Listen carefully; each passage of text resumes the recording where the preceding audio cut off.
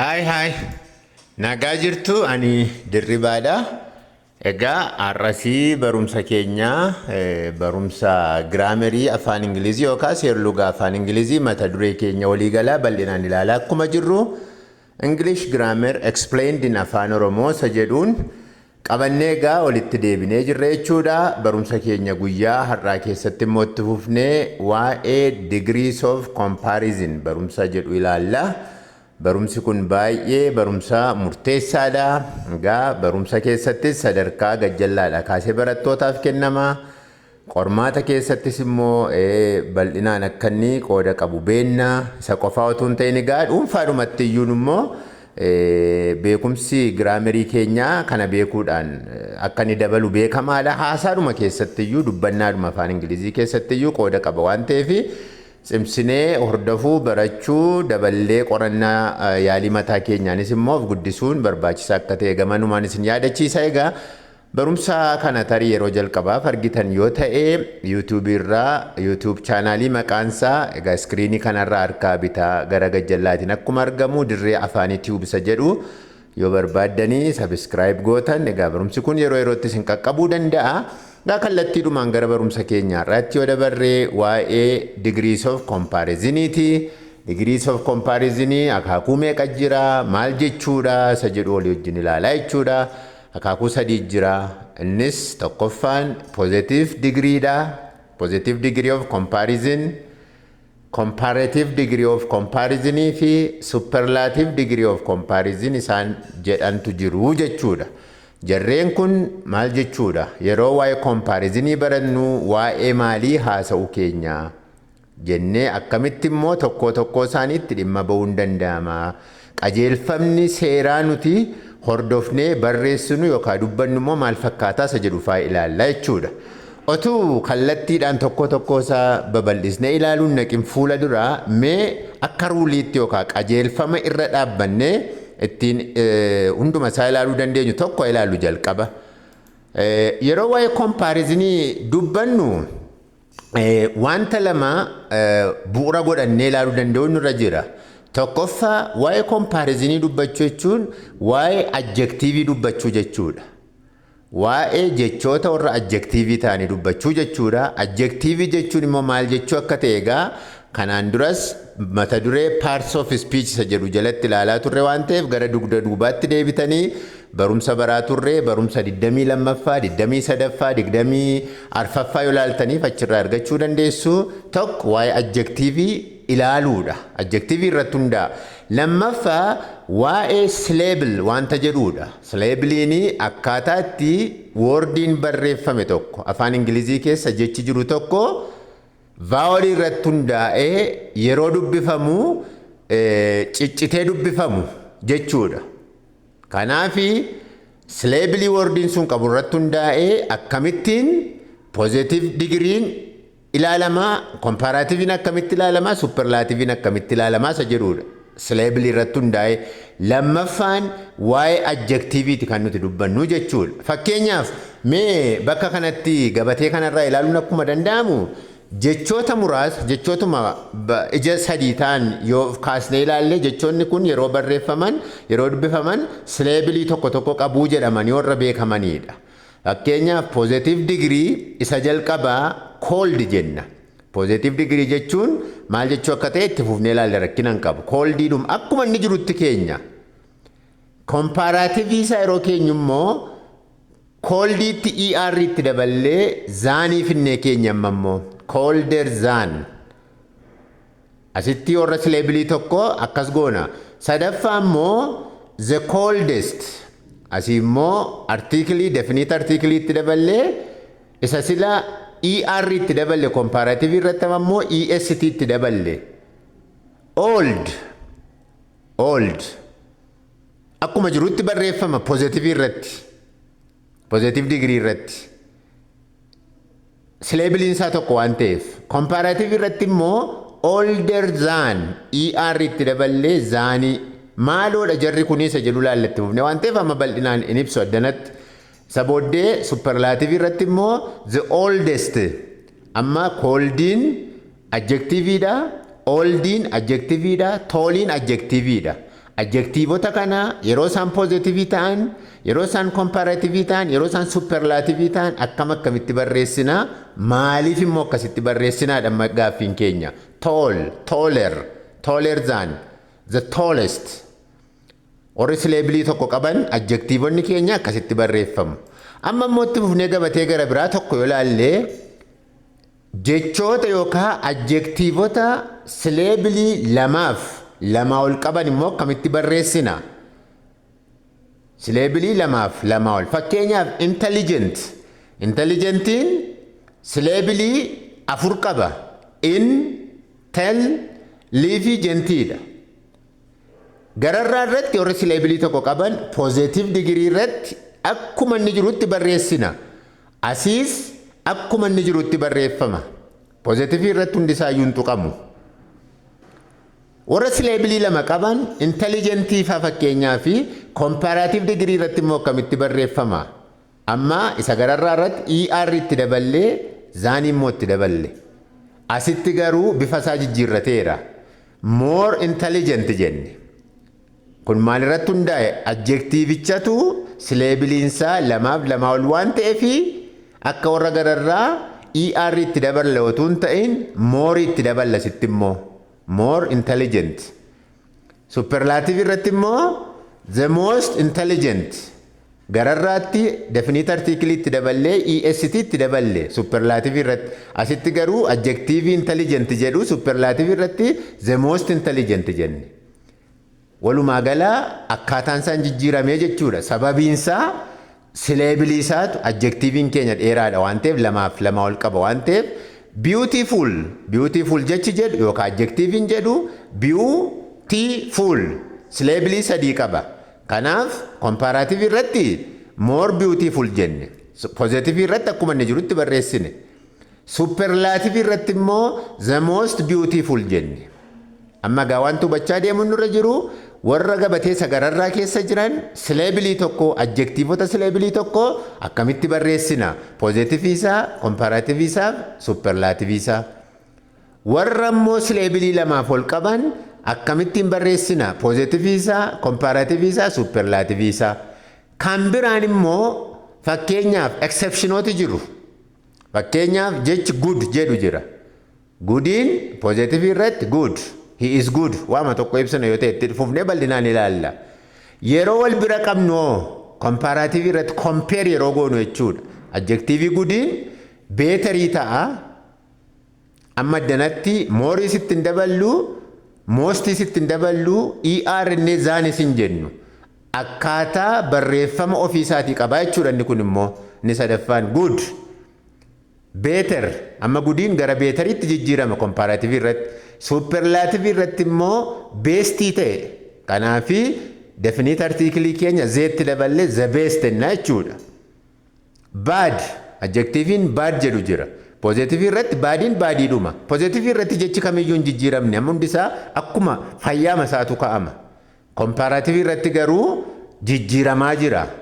Kan warra sileebilii tokko qabanii comparative irratti maal fakkaata? Kan warra lamaaf isaa ol qabanii maal fakkaata? Akkasuma darbeenni gajjallaa kun immoo akkamitti barreeffamaa isa jedhu beekuun gaariidha. Fakkeenyaaf bad, worse, the worst. Sileebilii irratti hundaa'ee adjektiivonni keenya jarreen kana sadan keessatti akkamitti dhimma itti baanaa isa jedhu bu'uura isaa akkasitti edda keenya booddee dhannee gaammaa mee positive degree isa jalqabaa ilaalla. When there is one single entity and no comparison being made, a positive degree is used. Akkas jechuun qofaadhuma isaa nama isa ta'uu nama ta'uu isa dhiisu qodaa waan biraa isa ta'uu qofaa isaa jira yoo ta'e positive degree gargaaramnaa jedha. Fakkeenyaaf amma kuni Mr. A wanti A jedhamu jira fakkiin kun. A is short. Gabaabaadha. Homaa tokko hojii wal bira qabaan jiru. Qofaadhumatti eenyummaa gabaabaa ta'uu nama kanaa adjective short jedhuun ibsaa jirra. A is handsome. Handsomeidha, miidhagaadha, dhiira waan ta'eef. Handsomein kun amma sileebilii meeqa qaba? Kanaaf positive waan ta'eef akkasumatti fayyaasaa keenya handsome. yeroo comparisoniif yeroo superlative immoo maal goonaa isa jedhutti fufnee ilaalla. A is intelligent. Intelligentii dha'een qofaadhuma isaa wajjin homaa tokko wajjin dorgomsiisaa hin jirru. Adjective intelligent jedhu akkasumatti keenye. Positive degree'n hiikaan isaa kana waan ta'eef. A is a good boy. Mucaa gaariidha. Good. Adjective'n keenya sitti goodiidha. Positive irratti akkuma inni jirutti keenye. Itti fufnee isaan kun hundumtuun jijjiiramuu jechuudha yeroo comparisoniif superlative itti geessinu. A is a bad boy. Bad. Adjective'n bad jedhu amma asirratti akkuma jirutti qophaasaa homaa tokko wajjin otuu wal bira hin qabin waa'eedhuma wanta tokko yeroo dubbannu adjective'n keenya positive degree irratti hin tuqamuu jechuudha. Itti fufee comparative degree irratti comparative degree of comparison. When two objectives or persons are compared by placing ER to the adjective, word and linking with the word, than or in some cases more. Asitti immoo maal goona yeroo comparative ta'uu wanti lamatu jira. Namas ta'uu danda'a, nama ta'uu dhiisuus danda'a. Konkolaataas, horiis, bineensas waan biraa ta'uu danda'a. Yeroo wanta lama wal bira qabnu adjective'n keenya comparative irratti maal ta'utu irra jiraadha. Wanta lama dubbata. Yoo warra sileebilii tokkooti ta'e adjective'n keenya ER itti dabalaa. Adjective sanatti dhuma isaatti ER itti dabalaati wal bira qabaa jirtu immoo waan ta'eef zaanii itti dabalaa. Fakkeenya tokkoffaa A is fakkii sana laala shorter or older than B. A'n B caalaa gabaabaadha. Adjective keenya short jedhutti ER daballee isa booddee than word jedhu immoo finneetti daballe. Sababiin isaa shortiin adjective sileebilii tokkooti waan ta'eef comparative irratti tokko. Lammaffaa A is more beautiful than B. A'n egaa beautifulin shamarraniif gargaara waan ta'eef akka waan shamarran ta'anitti yaaduun hin danda'amu. A'n B caalaa miidhagduudha. Amma immoo akkuma sagararraa jirru adjective keenya isa beautifulitti beautifuler jenne otoo hin ta'in more itti daballee beautiful than B. Maaliif? Adjective keenyatu sileebilii lamaaf isaa ol qaba waan ta'eef jalqaba isaatti moorii daballee dhuma isaatti immoo zaanii daballe. Waan lama yeroo ol bira qabnu warra adjective lamaaf isaa ol qaban immoo akkasitti ibsamaa jechuudha. B is more intelligent than A. Intelligentiin amma intelligent. Sileebiliin isaa akkasitti addaan qoodamee jira. Kanaafi adjective intelligent jedhu irratti comparative adjective degree irratti moorii finnee dura gashinaa zaanii immoo taansee gashinaa jechuudha.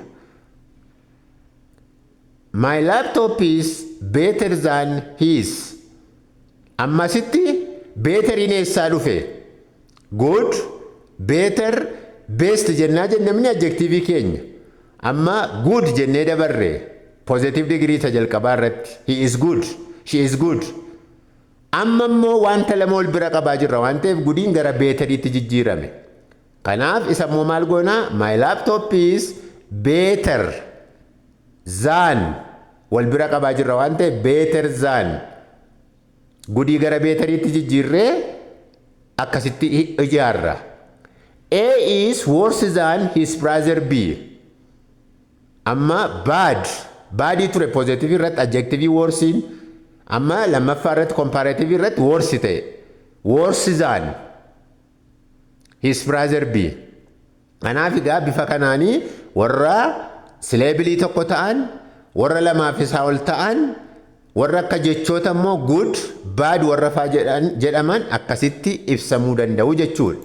Itti fufnee gara superlative degree yoodhanne immoo when more than two things or persons are compared, the superlative degree is used by putting est to the adjective word or in some cases most is used.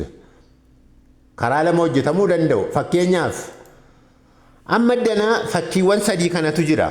Superlative jechuun hundumaa keessaa isa caalu. Sadii qofaa otoo hin ta'in dhibbas digdamas baay'ees ta'uu danda'a. Lamaa oli wanta ta'an keessaa isa caalu. Akkamitti ibsina? Isa immoo maal jedhaa? Adjectivii keessanitti est dabaltu tokko. Adjectivii keessanitti warra syllable tokkotti est dabaltu. Fakkeenyaaf A is the shortest boy in his class. ABC jira. The article itti daballe definite article the shortest jalqaba isaatti zee daballe isa booddee adjectivii keenyatti est hunduma keessa isa gabaabaadha. Hunduma keessa sadii qofaa ta'uu dhiisuu danda'u. Sadii yoo ta'anis rakkinaan qabu. Een garuu isa gabaabaadha. Adjectivii keessa shortii itti superlative degree keessatti gaa est itti daballe jechuudha. Syllable tokko waan ta'eef. The most handsome boy in the group. B is the most handsome boy in the group. Amma moddanatti handsome syllable lama qaba waan ta'eef the most amma most itti daballee jechuudha sitti immoo. The most handsome boy in the group. Asitti immoo est otoo hin ta'in jalqabuma isaatti the most jenne. C is the most intelligent. Adjectiviin kuni intelligentiin syllable lamaaf isa wal qaba waan ta'eef superlative irratti the most jennaa jechuudha. Akkuma jirutti adjectivichi hin jijjiiramu. Asitti immoo B is the best student in class. Good, better, best. Positive irratti goodii ture. Comparative irratti betterii ture. Superlative irratti bestii ta'e. Isa immoo mooris moostis ittiin daballu zeedhumatti daballee isanni sadaffaa irratti of jijjiiree ta'e immoo keenya bestii jechuudha. The best. B is the best student in class. C is the worst boy in the group. C'n fakkii kana keessaa jechuudha. Worst, bad, worse, worst. Isa baay'ee hamaa. Artiikilii matti daballee isanni sadaffaa irratti ta'e immoo keenyaa jechuudha. Superlative irratti yeroo wanta baay'ee keessaa tokko caalmaasaa waanuma ta'e tokkoon waan gaariinis waan gaarii ta'uu dhiisu yeroo inni ittiin caalmaasaa argisiisuu barbaannu immoo akkasitti keenyaa jechuudha. Adjectivii irratti hundaa'uusaa garuu yaadachuun gaariidha. Amma gaa syllable yoo laalle happy fakkeenyaa fi happy pidha jechuudha. Kanaaf positive irratti akkuma inni jirutti happy jennee keenya happier jennaa. Comparative irratti happier isaan jennaa the happiest jennaa jechuudha. Sadaffaa isaa superlative irratti she is happy. She is happier than her brother. She is the happiest girl in her family. Syllable lamaaf isa wal qaban fakkeenyuma tasla keenya keessa deebinee isin yaadachiisuuf intelligent. Intelligent. Intelligentidhuma positive irratti more intelligent more itti daballee zaanis qaba more intelligent zaaniidha jechuudha. The most intelligent ta'a jechuudha sadaffaan isaa. She is intelligent. Isheen intelligentidha. She is more intelligent than her brother. Akkamitti akka lammaffaa isaa hojjenne adjectivin intelligent jedhu kun amma syllable isaatu akkanu akkas goonu gochaa jira lamaaf isaa ol waan ta'eef. She is the most intelligent girl in her class. The most intelligent. Article definite article zee fi most itti daballee jechuudha. Amma gara dhumaatti positive degree of comparison irratti wanti nuyi daballee yaadachuun nurra jiru sila qophaasaa wanta tokko yeroo ibsinu dubbannaa jenne. Amma garuu wanta tokko ibsina positive irratti lammaffaa irratti wanta lama wal bira qabna sadaffaa irratti hundumaa isa caaluu jenne. Yoo wal qixxee ta'anoo wantonni lama quality ta'e qabaachuudhaan yoo wal qixxee ta'anoo fakkeenyaaf maal goona fakkeenyaaf isheen baay'ee bareeddi isheen sunis baay'ee bareeddi meetiin baay'ee bareeddi ogeettiinis baay'ee bareeddi isheen waggaan ishee 20 innis waggaan isaa 20 ani kophee lakkoofsa 30 kaa'addaa innis 30 kaa'ate yoo jenne immoo akkam goonaadha kanaafi as itti daballee adjectivii keenya keenyee as jennaa jechuudha ruuliin isaa akkas fakkeenyaaf I am tall ani dheeraadha he is tall innis dheeraadha he is jennee as tall as me ana wajjin wal qixxeedha akkuma koo dheeraadha as plus adjective tall plus as he is as tall as me yeroo wantoonni lama immoo